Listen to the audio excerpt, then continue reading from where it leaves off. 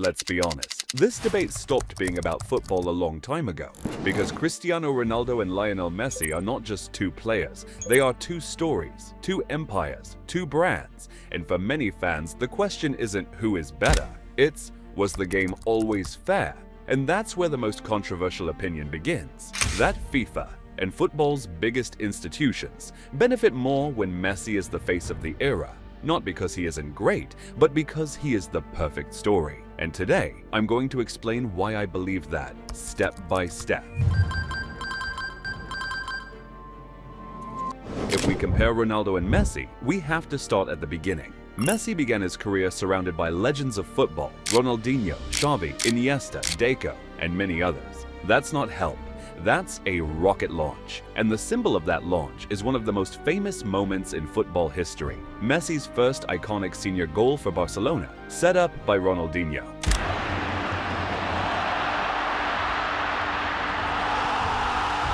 That moment didn't just give him a goal, it gave him something bigger, a stamp of approval, a wind at his back, a perfect bridge into greatness. Now, let's reverse it. Ronaldo starts in poverty, far away in Madeira, without stability, and many fans point to the fact his father died while Ronaldo was still young, and that his rise was built through struggle, not comfort. No legends feeding him confidence, no golden runway, just ambition and survival. That's why this debate feels emotional, because one story feels protected and one story feels earned in blood. This is where, in my opinion, the credibility problems start, because people love to say Ballon d'Or is individual, but we all know that's not always true. We have years where trophies matter, years where narrative matters, years where importance matters, and 2010 is the ultimate example. Sneijder, the treble year, Wesley Sneijder wins. Serie A, Coppa Italia, Champions League. A historic treble with Inter, and it didn't stop there. Netherlands reached the World Cup final. This is the type of year that normally wins you everything, yet he doesn't win the Ballon d'Or. Messi's stats were insane that year. Club level, no doubt. And that's always the counter-argument. But here's the issue. Individual statistics do not exclusively decide Ballon d'Or. We know that from other examples, like Modric winning in 2018, and modern debates about criteria shifting. So fans asked if trophies matter, then Sneijder. If World Cup story matters, then someone from the final. If big moment matters, then wait. Iniesta exists. And that leads to the next chapter. This part is what makes people furious, because Andres Iniesta's case isn't even complicated.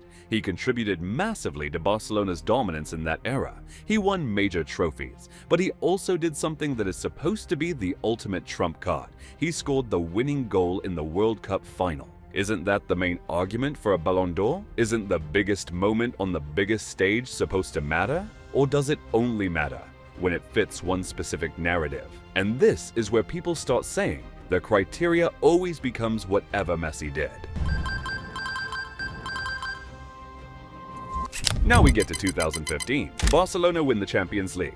But here's the thing fans don't forget. Messi had injury issues around this period, including a significant knee injury later in 2015 that ruled him out for weeks. And in the Champions League campaign itself, Neymar was not a side character. UEFA's own numbers show Neymar finished joint top scorer in the 2014-15 Champions League with 10 goals, tied with Messi and Ronaldo. And critics argue Neymar took over leadership in decisive moments, with goals and assists that pushed Barcelona over the line. But somehow, Messi wins the Ballon d'Or. Again, I'm not saying Messi didn't deserve it. I'm saying the standard never feels consistent. Now let's talk 2019. This is one of the fairest debates actually. Many people say Messi deserved it, and I can understand that. But critics still point out something important. Virgil van Dijk had a season where defenders rarely get that kind of recognition, and Messi won by a narrow margin. The vote itself shows how tight it was. And for many fans, that year confirms a deeper belief.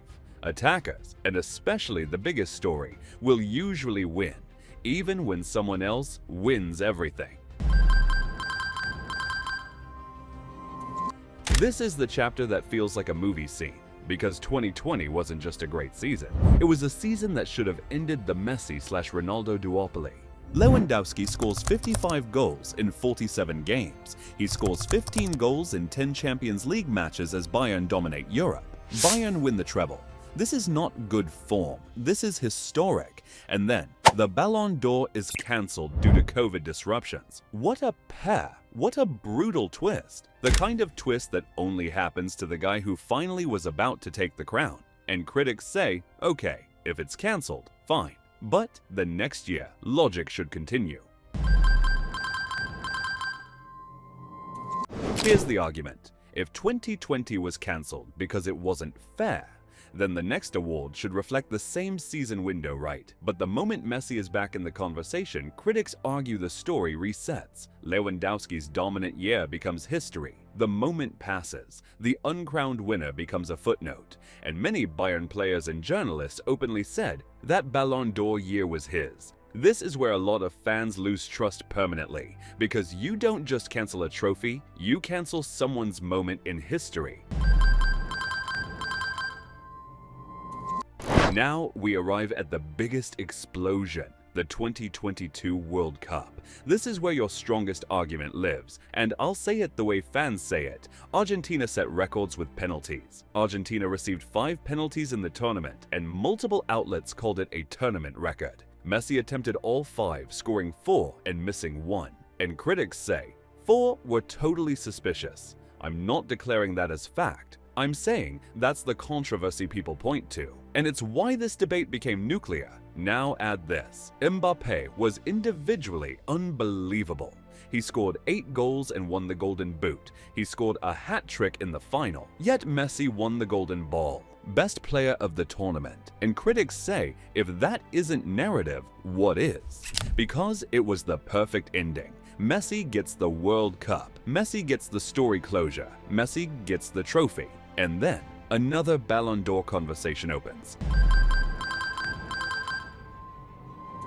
Now here's where it becomes very hard to defend consistency. The same season, Haaland produces a record storm. Manchester City's official recap lists 52 goals in 53 games, including 36 Premier League goals, a record for a 38-game season, and 12 Champions League goals. He wins the treble. He breaks the league record, and yet Messi wins the Ballon d'Or. Now again, some people agree with that because of the World Cup, but critics see it as the ultimate proof.